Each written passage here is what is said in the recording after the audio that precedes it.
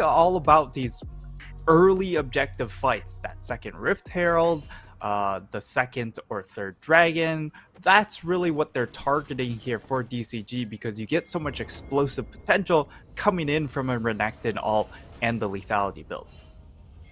How much of a lead do you think DCG will need going into 20 minutes to call this a win? Ooh, that's going to be tough because they are up against a whole lot of scaling in the Victor Jinx. The range advantage is going to be problematic as well. I'm thinking something like 6 to 8K.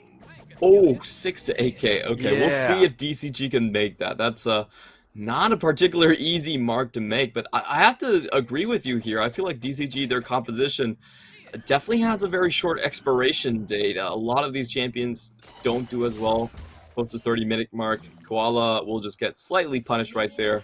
No big deal. Coming up into the map here and looking at some of these rune choices, we do have an Airy coming out from Mission, a little bit more poke harass, and also the Grasp on the Gnar coming in for the top lane. Yeah, and we'll see how Mission does in this matchup. Of course, we saw yesterday against Pretenders Ari. He really took it to him during the early phase of the game, and it really forced the side of the Frank Esports to pull a lot of resources to try and help out Pretender. As we already see, like, he's just walking up past the wave, just putting down a ton of damage, and this is why Victor, while dropped off a little bit, still seeing a lot of dominance if it does get locked in because of that lane phase. Yeah, just walking through the minion wave, Power Siphon gets the shield back on. There's not a lot that the Ahri can do here, and we saw this yesterday as well. Mission is just able to trade over the wave and in the wave, far superior to what Ahri can do. Though Pretender did get a number of pretty good ganks down later on, so I feel like that is something that we can watch for. In the meantime, we do have to pay attention to some of the warding positions right here. CFO early ward into the top side, so they definitely know where the Xin is at this point, and we do have Rest pulling the wave a little bit closer to the tower, or maybe Leaky shoving it, but either way, he's in a pretty safe spot. Yeah, he is in very ideal position here, and Nesty misses the charm, which means that, yeah, he doesn't get to play this lane for a little bit longer.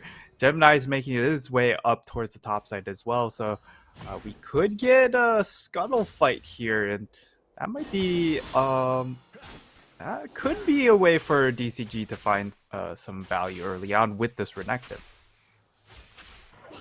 We'll see if the Xin Zhao heads towards the scuttle right after this red buff, but in the meantime, Nesty actually just has to do a teleport back into lane. Leaky, the great trade onto Rest, taking him down very low at this point, and it does seem like the junglers are heading towards the top side. Hana will not spot out Gemini. Doesn't know where he is, but fortunately for him, Gemini also ducks back into the jungle, so there will be no potential collapse on the side of Mission.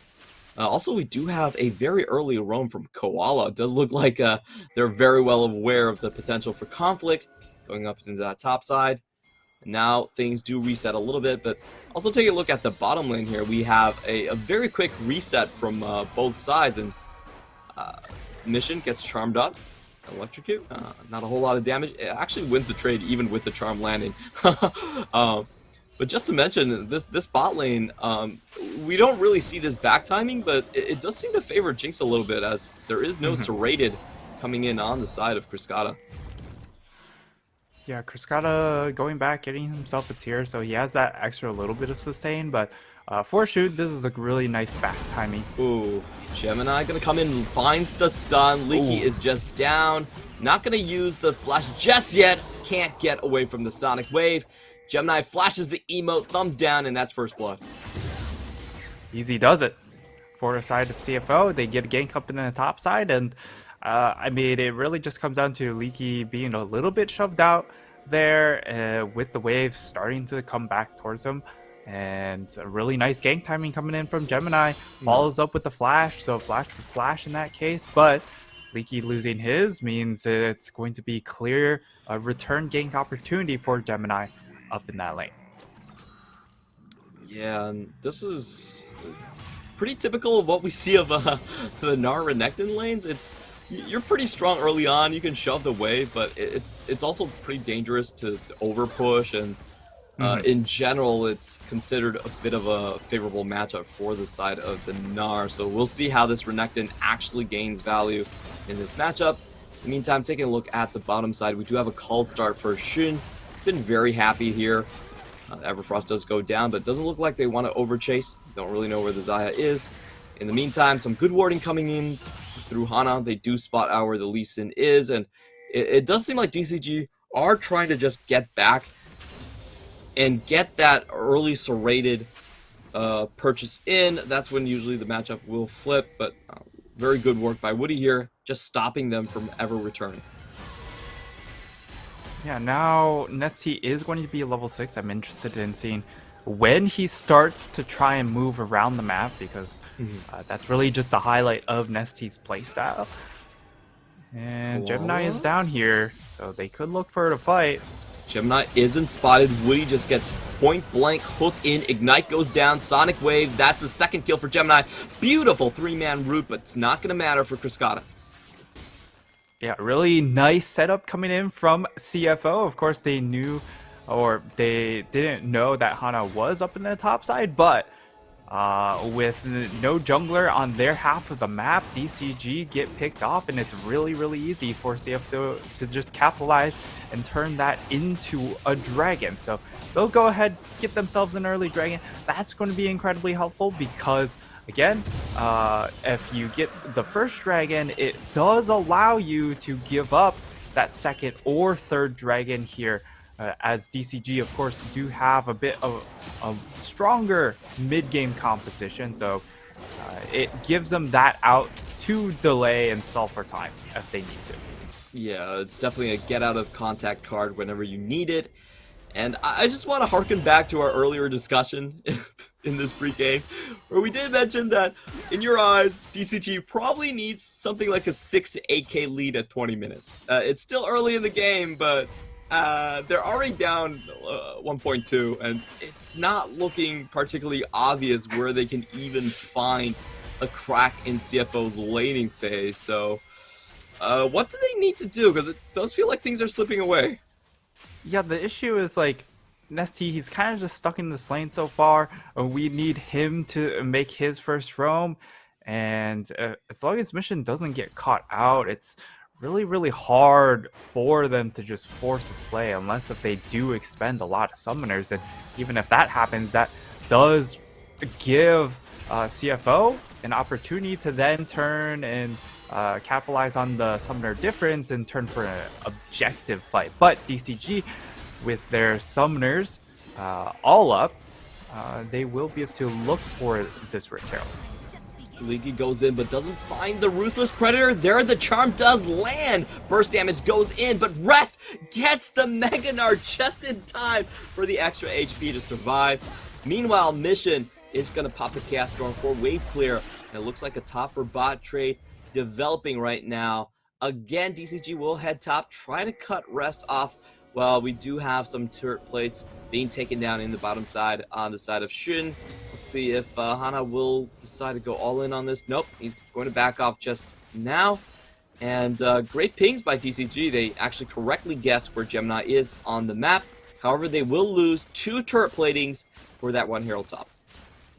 Yeah, I mean, that's pretty much Herald value right there, right? So CFO, they correctly answer, and they essentially push the mid lane wave into tower. Yes, Cascada and Woody are there to pick up that EXP, but it means that there's no one to answer that bottom wave. So Shun's able to capitalize, get that extra minions for himself, and also get himself essentially the Rift Herald turret plating. So all in all, like, you're looking at a massive minion difference so far for CFO.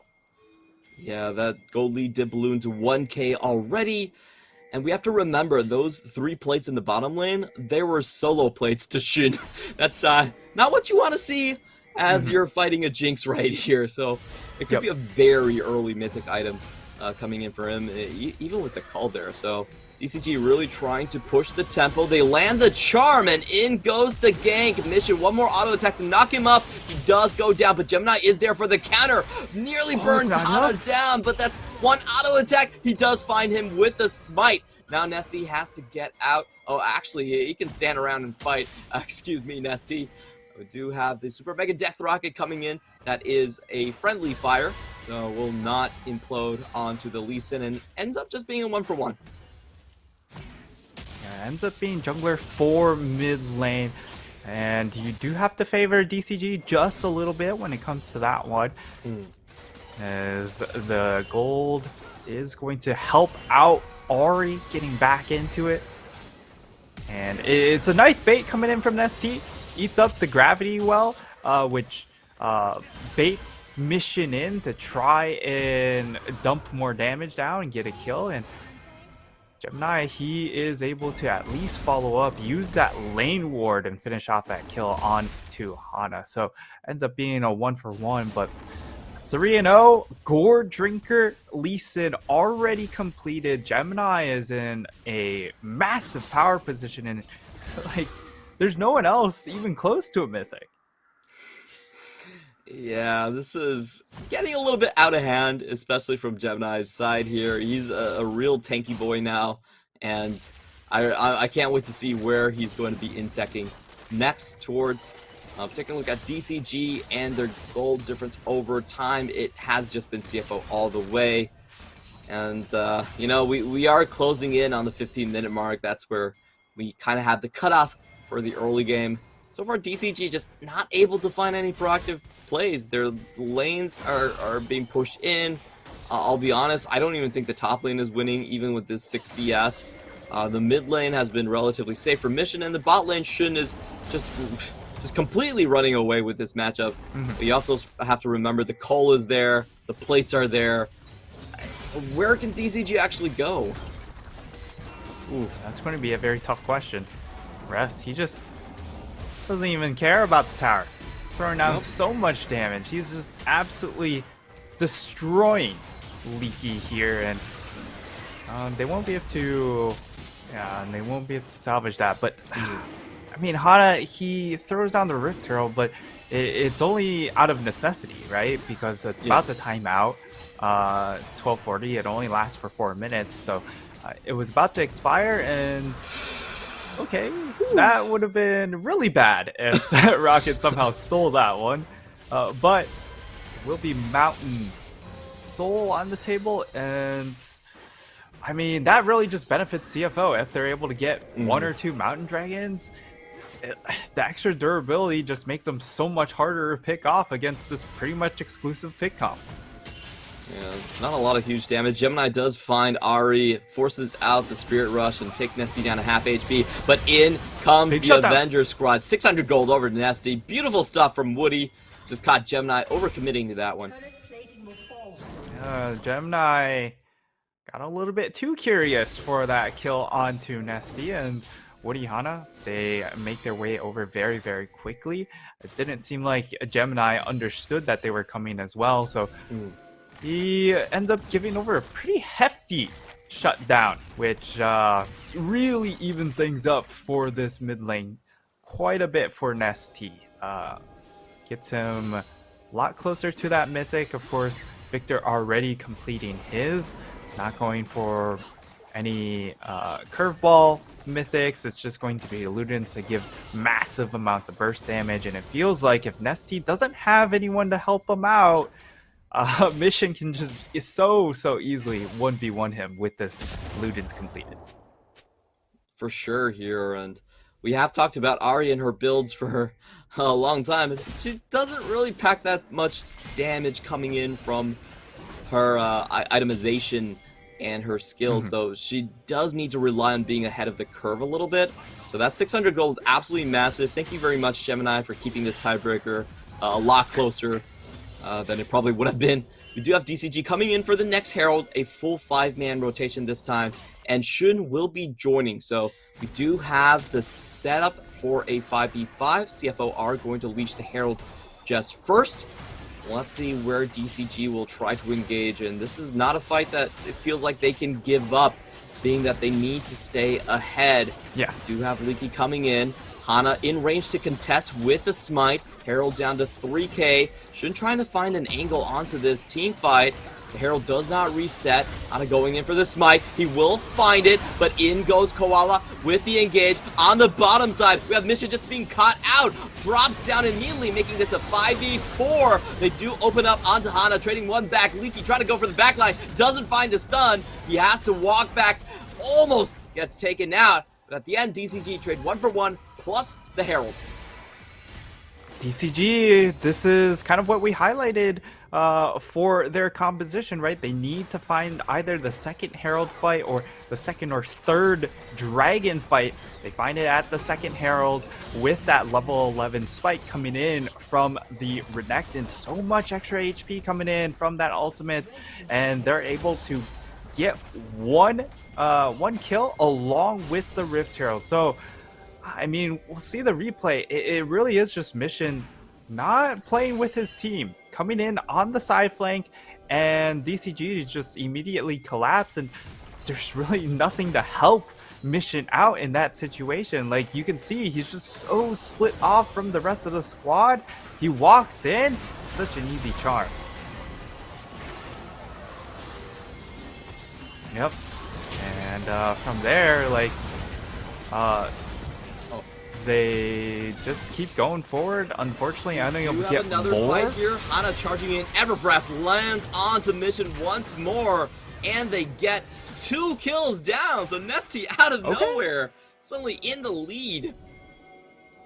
And this is kind of where we're a little bit more critical about CFO, right? Where even when they are winning, sometimes a lot of these mid games are just really confusing because they aren't looking to make plays on the map. And now DCG making a case that while it might not be the 6 to 8k gold lead that we would like to see at the 20-minute mark, they are starting to eke out an advantage, which, you know, is a positive momentum here. Is it will be a 3v3 in the replay, and it's just really nice lockdown coming in from Nesty on this Ahri pick. And this is kind of the utility style champion that really does fit Nesty. I'll be honest, I have no idea why CFO would choose to engage right there. That just seems... That just seems like a terrible miscalculation on their part. They instantly regret it, get blown up by DCG, and even if they take the Drake, DCG might end up with the better trade right here. Straight Herald into the mid lane. CFO have to walk through this narrow choke to get to their own base, and DCG will make them pay for it. It's going to be another Herald charge down here. CFO gets baited out of their own base into losing 2 towers. Nesty goes in, doesn't land the Everfrost or the Charm. But we still could be seeing some engage here. Gemini needs to have a good insect for this to actually go off, and they do not have the angle for it.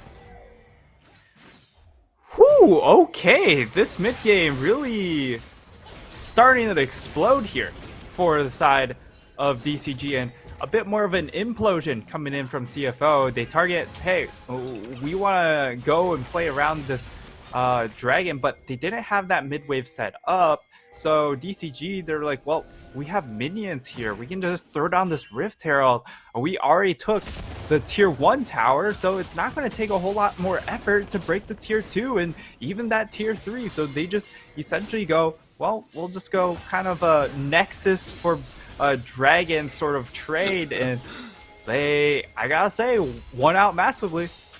Yeah, that was such a weird trade, because the last thing you want to give DCG is immediate gold. Hana does spot this out with the Scryer. Really nicely done here. Koala comes charging out of nowhere, but no one is surprised by his antics. They just all walk away. It's just, I'll be honest, I don't think that was the correct trade for CFO. They have the scaling on their side, so like Drake or not, I feel like the immediate gold is a lot more damaging to what they're trying to accomplish. Yeah, anytime you offer DCG the opportunities to snowball with this composition, it makes a whole lot of sense for them to actually go and do that. And now, 3-man squad walking up to this tower. I mean, they could just try and go for a burst, another a really quick burst engage here. Of course, with the Xin, Ari, and the Rakan, the speed of engage is really, really fast. And now Victor starting to look a little bit of not too great of a pick, right? Because he is immobile and he has to really play things absolutely perfectly. Although that, maybe not necessarily that big of a problem for a player like Mission, it is still a concern. To be fair, I feel like Rest should still have a lot of side lane split pushing pressure.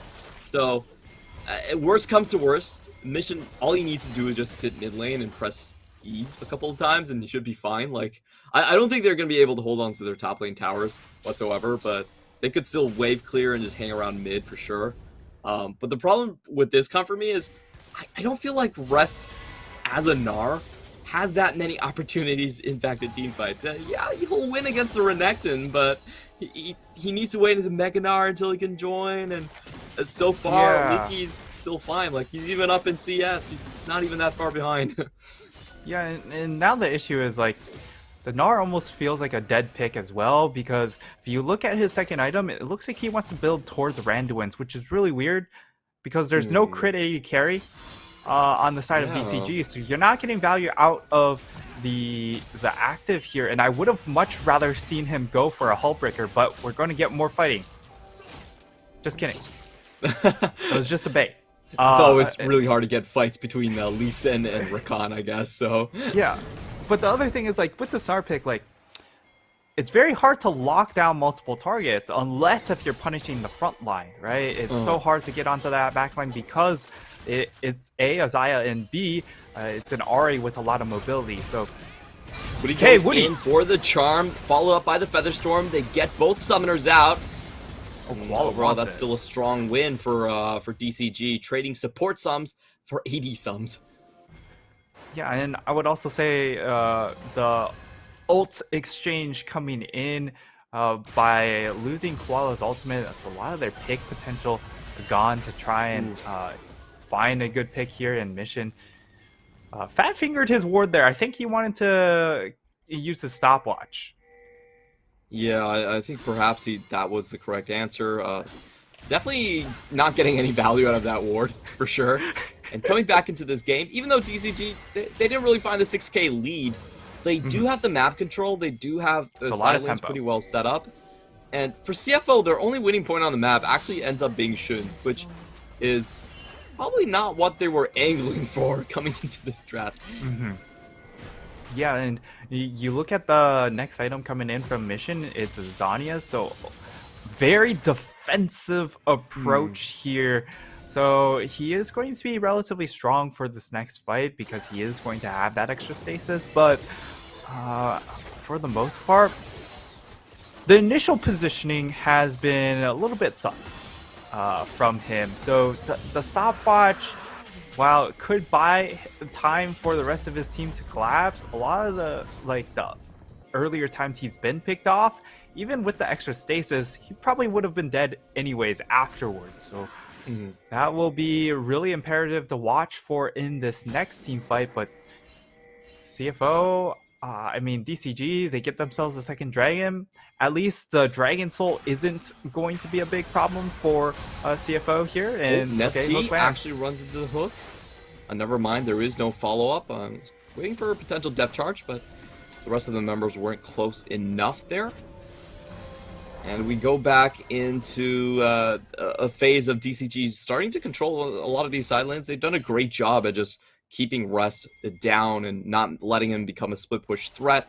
It does seem like CFO are shifting gears here.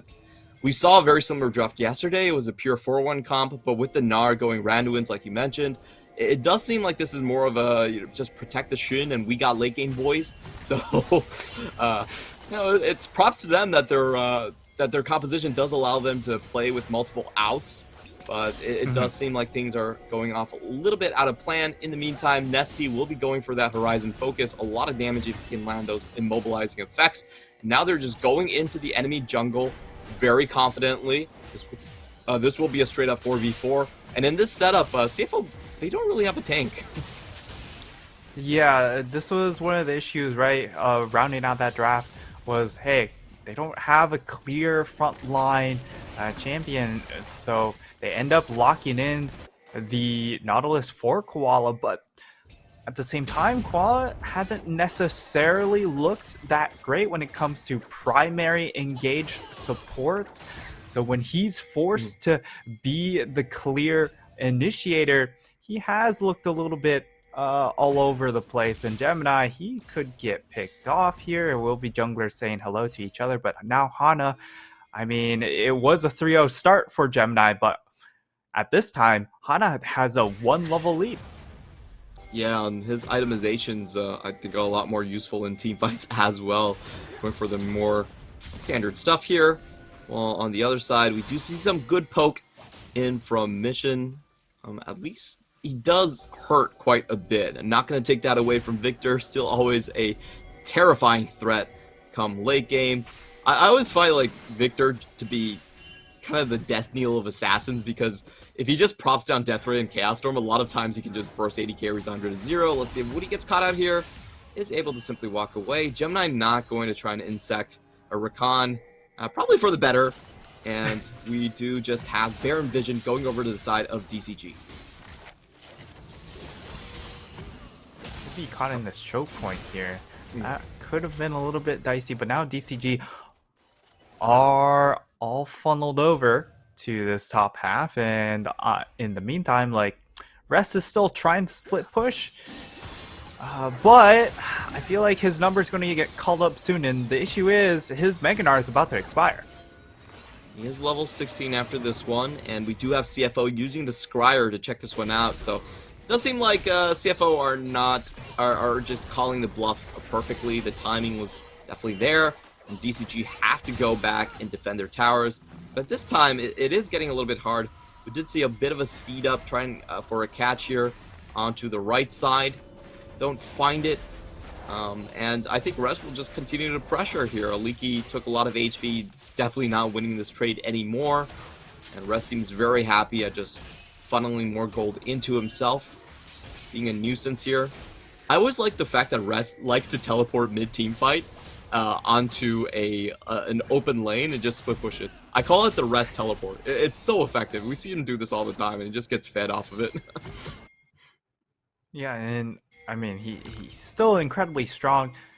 Of course, the issue is doesn't quite have that third item. I would expect it to be the Death Dance, so okay. It's not the Death Dance. This is a very... Now I'm even more confused why he didn't go Hullbreaker. Yeah, it's almost full team fight for him, it feels like. Trying to cut down went for the healing. Chem Punk, so like he's going for more damage here. Oh, we do have Woody starting to engage. Hana does not get the knockback with the Crescent Guard. Might have put himself in a lot of danger. Nautilus gets crowded out. Woody goes in, but Shun is able to dodge back. Mega. Great flash by Shun. He's getting excited. Double kill already. Going for the front line. Leaky has to go in. Doesn't find the kill. That's a triple. Shun dodges out on the charm. Can he find the Quadra? Nesty, you got nowhere to go. He pops into stasis, but Shun is waiting for him right there. 500 gold over to Shun. And this is why you run the rookie. Beautiful reaction, dodging out from Woody into the Quadra kill. Oh my lord! Should fresh place, fresh kid on the block, upping his result over Cruscata, which you would say would be the rookie of the split, but Shun, even though unfortunately he hasn't had as many games and probably won't qualify for rookie of the split, really showing him up in these fights as Shun. We'll get to see the replay on those fast fingers here.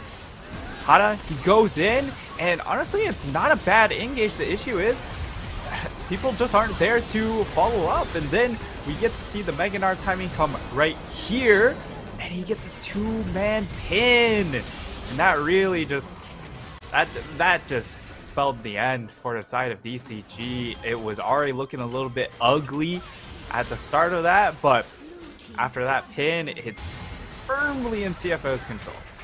Although Rest does survive for quite a long time here. Can Hana find the kill? 700 shutdown does go down. Charm lands onto Gemini. but he's able to walk out. Ooh, Shin with the bailout. long-range snipe, getting across the wall. Gemini stays alive, and he's going for more. One last crit onto Woody. Goodbye, DCG. Welcome to Shin's age right here, the babyface killer. Just kind of wrecking through DCG, and this could just be the game. It's 28 seconds on the respawns. Frescata has to be super careful here. One hook, and that would be tiebreaker over to CFO. Frescata is keeping in a defensive formation. He's trying to wave clear, but Mission does find a death ray onto him. Leaky has to use the dominance early just to stay alive, but Gemini, oh, he gets alive too. It's going to be a 4v2 defend for just a couple of seconds, but CFO, they're going to call it quits here. They've got what they came for. Another beautiful skirmish from the rookie. They end up getting themselves that inhib and one Nexus tower, and honestly, it would have been really greedy of them to try and straight up end the game because Nesty was only 15 seconds away and Hana was already respawned at that point. So it, certainly a tough prospect to just end the game there, but they pretty much got most of the job done, right? Because we'll see the replay here. Teleport coming in from Rest. This is the Rest teleport you were talking about. He hops in, immediately gets charmed, and just gets collapsed upon. And he throws down the Randuin's, which doesn't do anything. It only applies a slow and reduces crit damage, but no one crits. And then, we get to see another fight. Fight with Koala stuck in no man's land. He's just gonna go down here. Yeah. CFO not in position to respond. Not really sure what happened right there. None of the key ultimates even up, and Koala was just okay.